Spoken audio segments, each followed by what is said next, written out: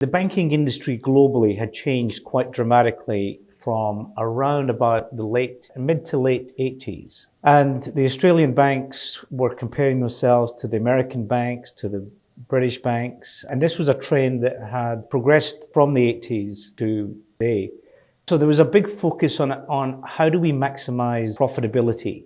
And in the Australian context also, we had a consolidation in the industry, particularly post-GFC, when St. George and Bank West and other banks. So that you ended up with an industry where you had four big banks with 80 to 85% of the market share, with very little to differentiate them from each other than the brands. They operated in very much similar manner. And given that customers had very little choice, and the banks became much more inward looking, given that they didn't feel that their position was at threat because competition wasn't really there. It was much more about how do we maintain the status quo? How do we lobby government to make sure there's no changes to the status quo?